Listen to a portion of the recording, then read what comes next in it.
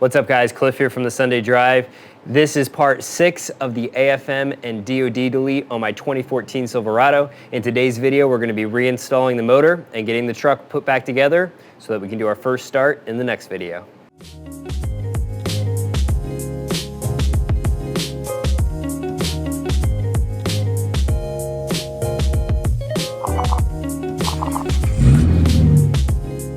If you've been watching along, you know that we have been deleting the active fuel management or displacement on demand on my 2014 Silverado. We have a whole video series showing how to pull the motor, disassemble the motor, reassemble it. All of those will be linked down in the description of this video. So if you're just tuning in to part 6, you may want to go back and check those out. In today's video, we're going to be putting this back in the truck first, then we're gonna obviously be reconnecting the transmission, all of the accessories, and in the reassembly, we did not yet install the harmonic balancer because that blocks us from putting the motor back in, so we're going to reinstall that and show you guys how to do that in this video. And then in the next video, we should be tuning the truck and getting it started up for the first time.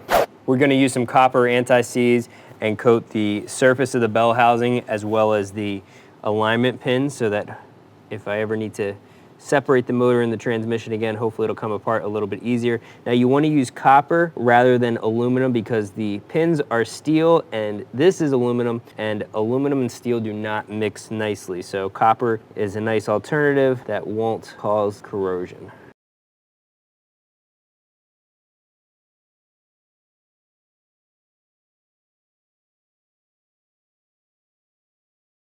The first thing we're gonna go ahead and install is the vacuum pump. This is one of the harder to reach accessories, so we're gonna make sure that we can get to this. It has 4 13mm bolts and they need to be torqued down to 18 foot-pounds. We're replacing all of the gaskets in this installation, so this is a new gasket on here, and we will have links with part numbers to any new gaskets or any other parts that we use in this video.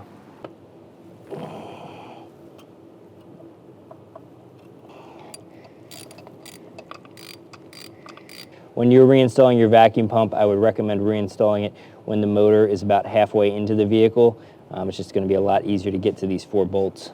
Before the motor is all the way down, we're gonna go ahead and reconnect the oil cooling lines. They're over on the driver's side. Secure the oil cooling line bracket right here. It's a 10mm nut.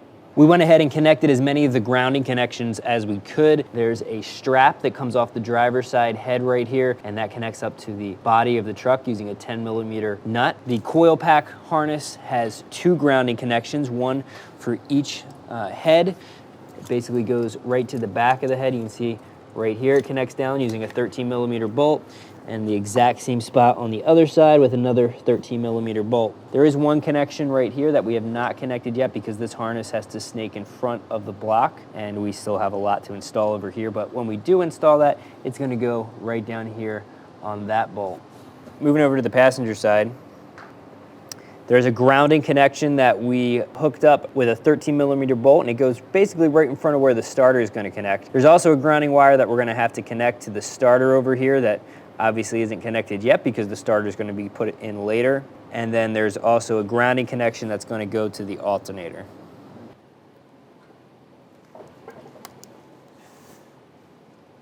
We have the transmission lined up with the motor. The first thing you need to do is line up the 2 alignment pins. For some reason, the driver's side alignment pin went in easier, so we got that one in, started one of the bolts over there, and then we're able to pivot on those 2 in order to line up the passenger side pin. Now that we have the passenger side pin lined up, we're pulling it in with a bolt, and you can see a little bit of a gap, and we're basically using the bolt to pull the transmission together, and then we can get the rest of the bell housing bolts installed.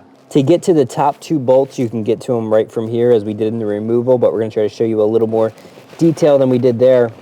So we have the back of the transmission jacked up, so that basically we created more space between the firewall and the back of the motor. If you feel right behind your high pressure fuel pump here, there are 2 bolt holes.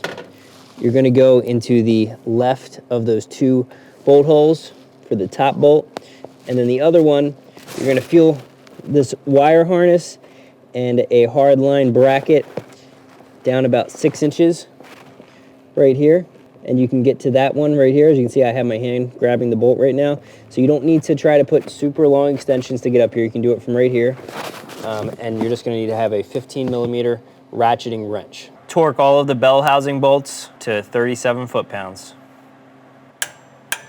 Now we're gonna go ahead and put the 13mm nuts on top that secure the brackets that run behind the motor. There's a cover plate that we removed over on the driver's side. We ended up, I don't think, needing this removed, but if you have removed it, make sure you reinstall it and tow it in by a 10mm bolt. While I'm down here, go ahead and reconnect all of your O2 sensors. There's 2 on the frame and then 2 a little further up on the frame.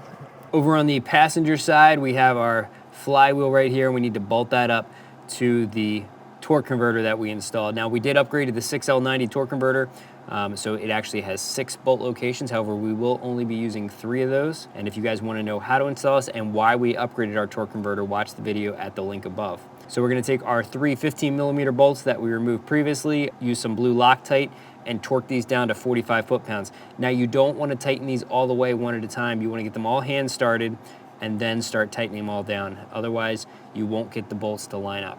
So Pete's up at the front of the motor, and he's going to turn the crank, and I'm going to watch it from underneath until we line up with one of the bolt locations on the torque converter. Yeah, you're getting close. All right, that's very close. Okay, let's see. I might be able to get that started. I'm getting this tight enough so that it will clear everything as we're rotating it around. It won't come out, but we're not going to snug it up all the way because we don't want to have any issues lining up the other 2 bolt holes. Bolt down the motor mounts using the 15mm bolts that have the captive washers and torque to 60 foot-pounds. Reconnect your dipstick. It goes right there on the driver's side header, and it's connected with a 10mm bolt. Now we're going to reinstall the harmonic balancer. We coated this with some motor oil, and it is keyed, so it can only go on one way. So we're going to set that in to start. So it's set on there. Bolt up the flywheel holder tool where the starter goes, just as we did in the removal. To reinstall the harmonic balancer, we're fortunate enough to have access to some of the GM tools. So this is the actual tool that you would use to reinstall it if you're working at a dealership. You can also pick up a tool such as this, and we'll have this one linked in the description.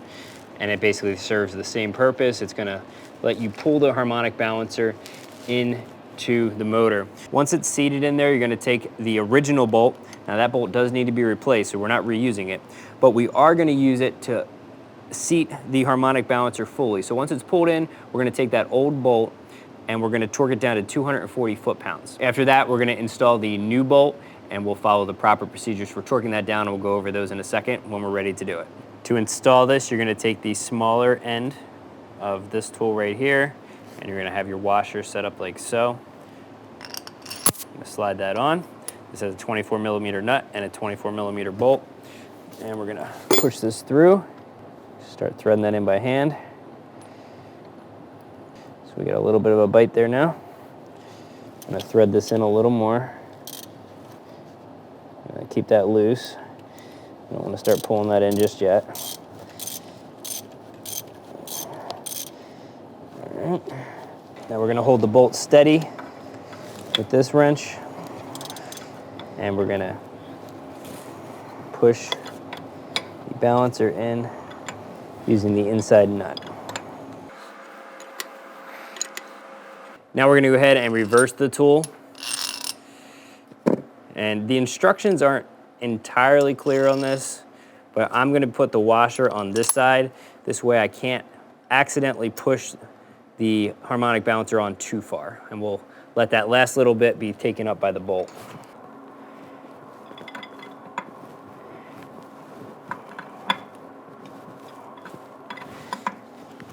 Now that we have this seated, we're gonna take the old crankshaft bolt and we're gonna torque that down to 240 foot-pounds. This is where we're gonna need a Pete. Now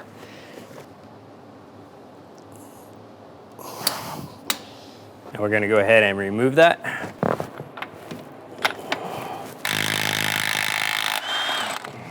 Now we're gonna take our new bolt, and you must use a new bolt when you install your harmonic balancer. So we're gonna install this, and this is the one with the flanged head. It's a slightly different procedure if you have the one with the captive rotating washer. So we're gonna tighten this down to 110 foot-pounds, then we're gonna loosen it by 360 degrees, then we're gonna tighten it to 59 foot-pounds, and now here's where the difference comes in. With our bolt, you're gonna then tighten it by an additional 125 degrees. However, if you have the balancer bolt with the retained rotating washer, you're going to tighten that to 200 degrees. So that's how you get this installed. Now, if you have a fancy torque wrench that can measure degrees and angles, that will be a big help here. We don't have that, so we're going to do our best to get it close to what the appropriate angle is. Now, before installing the new bolt, you want to make sure that your balancer is seated correctly. So you want the crank to be between 0.114 to 0.215 inches into the balancer bore, or 2.92 to 5.46 millimeters. Doing our first pass to 110 foot-pounds. All right, now we're going to back it off by 360 degrees. Now, getting it exactly 360 degrees loose is not critical because now we're torquing it down. They basically want to make sure that you've completely loosened this, which obviously it is. So now we're going to torque it down to 59 foot-pounds. Now we need to rotate it 125 degrees. We went ahead and marked as closely as we could at 125 degrees on the harmonic balancer. Again, you definitely need to make sure your flywheel is locked for this. And we put a 12-point socket on here so that it gives us a little bit more flexibility with our breaker bar. Now, you want to do this in one continual motion. So once you start, you want to go all the way through. You don't want to do it like half and half. You want to try to get it all the way. So we're going to go from this mark right here over to this mark. It's about right. That's good. We're going to go ahead and add the oil at this point so some of the internals can get lubricated while we're working on this. Using AMSOIL 020, and I'm planning to, after about 500 miles, just to be safe, give it an oil change. We're using all new belts, and the AC compressor belt kit I got came with this installer tool, and that's going to help us hopefully with this one and the AC compressor.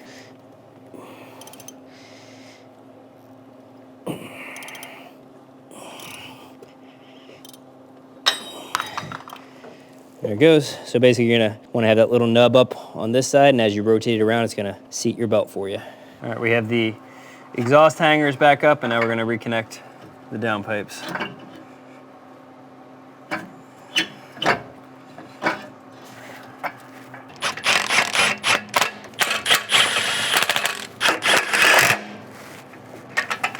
We got the transmission cross member back up, and the transmission is bolted down to it. There's two 15mm nuts inside there that hold onto the transmission support, and then there's four 21mm bolts and nuts that hold the cross member to the frame, and we will overlay the torque specs. Ready to reinstall the water pump, you're going to want to have two new gaskets, and I'm going to pre-install those onto the bolts. You're also going to want to put blue Loctite or a medium strength thread locker onto all of your bolts, and make sure you have all your rubber grommets that hold the bolts in place.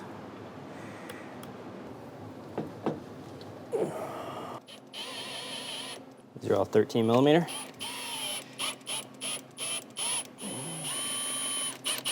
Just loosely putting them all in so that it seats evenly.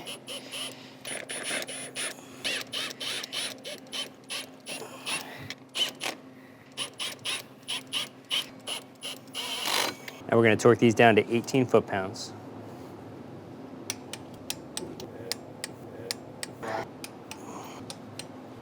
Next, install your alternator bracket. It's held in by 15mm bolts, and we're going to torque these to 37 foot-pounds. Top two bolts are going to hold your alternator in place, but we're going to get the condenser put on next. Before fully tightening down the alternator bracket, you want to make sure that you get the stud installed that the compressor sits on. So there's a 5mm stud right here, and then there's a 13mm nut on top, and the other 13mm nut goes right here. Now, it was pretty hard to actually get the compressor to go back up here, so we got this installed, and then we had to pivot it up. We had to use pry bars and pull pretty hard to get it lined up on this bracket right here, and ultimately, once we had it close, we had to hammer the bolt through to finish the final alignment. Now we're going to go ahead and torque both of these down to 18 foot-pounds. Now, when you're hooking up your compressor, you want to make sure that you get the electrical connection that's also basically directly underneath of this. So don't forget to plug that one. There's also these two up top you need to connect as well. And then this bracket hooks in right here with a 13mm. Reconnect the ground coming off of this harness right here, right below onto the alternator bracket. So you want to make sure that you run this harness underneath at the bottom of the block.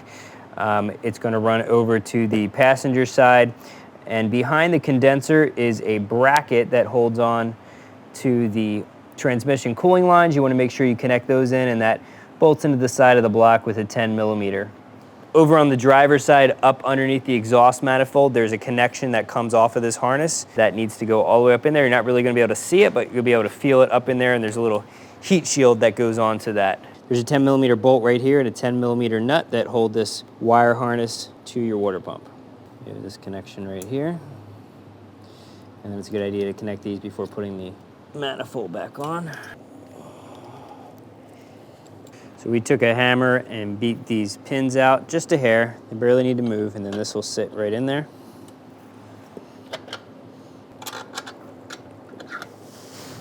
Torque the bolts that are in the AC bracket to 36 foot-pounds. We have the electrical connection right here that comes off of the harness running across the top of the engine. And then we have our power cable that comes in right here. Don't forget to reinstall this bracket right here. We did, and then we found it and put it on. There's a 13 millimeter bolt that holds it in right there. And then your power wire clips into that bracket. Now we're going to install the compressor belt, and you need to have this tool again. So we have this on the inside of the dampener, and we have this looped behind the dampener, and it's completely around the compressor. And we're just going to rotate this around, and it should pull it on.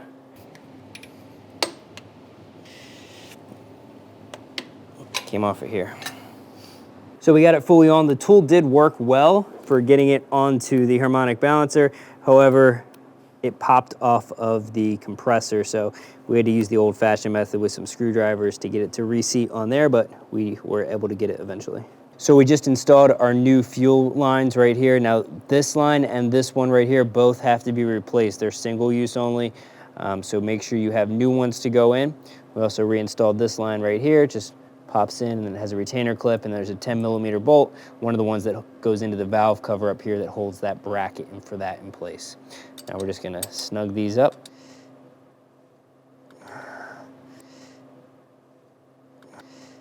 You need a 17 millimeter line wrench to tighten these down, and you're gonna wanna have a crow's foot like this so that you can torque it down. Now this does add a little bit of torque.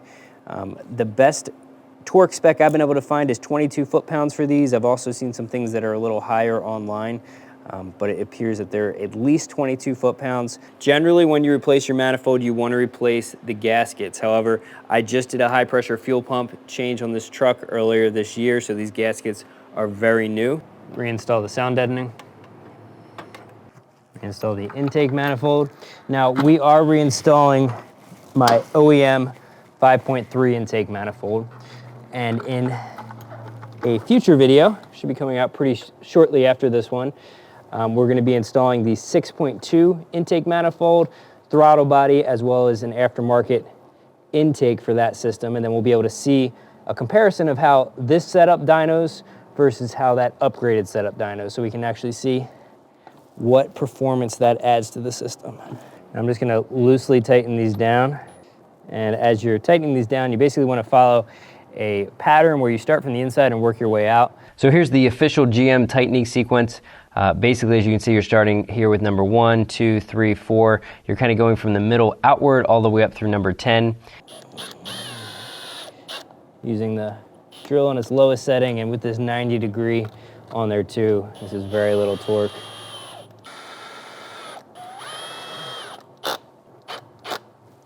You're going to torque down the intake manifold in 2 passes. The first pass is to 44 inch-pounds, and the second one is to 89 inch-pounds.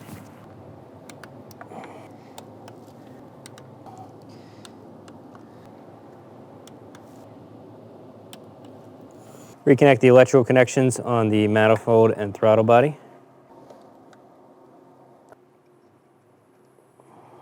I'm going to reconnect the 2 catch can hoses.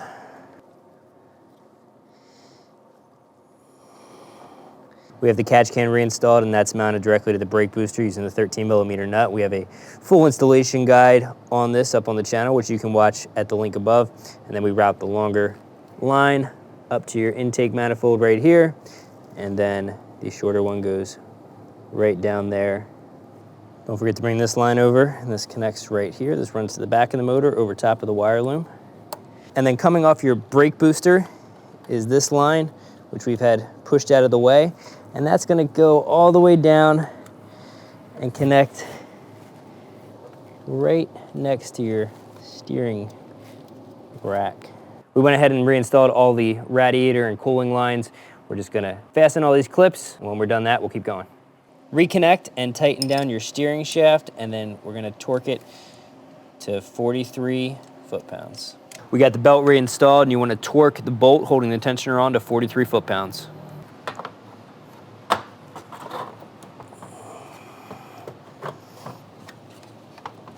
Reinstall the two 10mm bolts that hold the fan assembly in place. There's one at each top corner. We've got our starter and the plastic cover that goes up on the passenger side. It's held in by these two 13mm bolts that we're going to torque down to 18 foot-pounds. We're also going to have an electrical connection as well as a grounding connection on here that we need to secure. When you're reinstalling your radiator hoses, you want to make sure that the hose actually goes underneath your transmission cooling lines. So make sure you go, basically these lines are going to go over top of this hose just like they are right there. Now again, we have a new air intake that's going to be going in to the truck, but I want to get some base numbers with the new setup before upgrading that.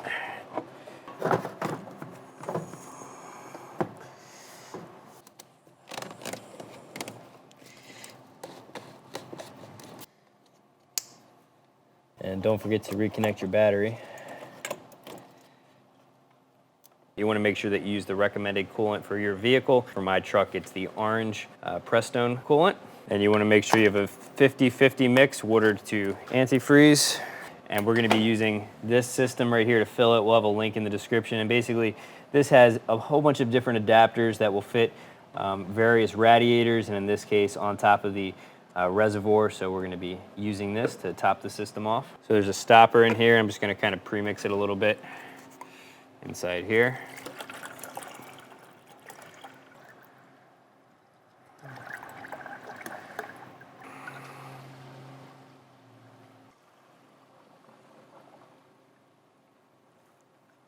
We have the HP tuner module plugged into the OBD2 port and up to the laptop right here. And now we have the stock tune that I sent over to GPI right there. You can see that's my stock file. And then right here is the tune they sent over. So we can just open that up. Now you should only need 2 credits for this unless you have them tuning the transmission as well. But I should be good with just my 2 credits. So we're gonna go up here and hit flash, and then right to vehicle. And right there, you can see the modules it's going to write to. Right. There we go, it gives you an status. And now you want to make sure that nothing becomes disconnected. Make sure your truck has a full battery. I charge the battery up before starting this. Make sure your laptop's fully charged, and just make sure that connection is secure.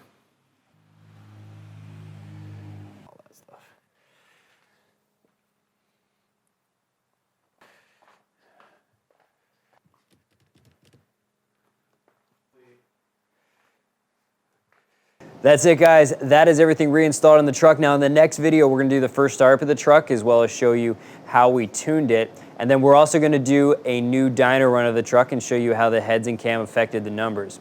Then in some following videos, we're gonna be installing a 6.2 intake manifold, throttle body, and an aftermarket air intake, and then we're gonna re-dyno the truck and see how much those added to the performance numbers. So thank you guys for watching. If you're enjoying this video series, please give us a thumbs up and hit that subscribe button, and also hit the bell notification so that you stay notified as the next parts of this series are released. So thank you guys for watching, and we'll see you here next time.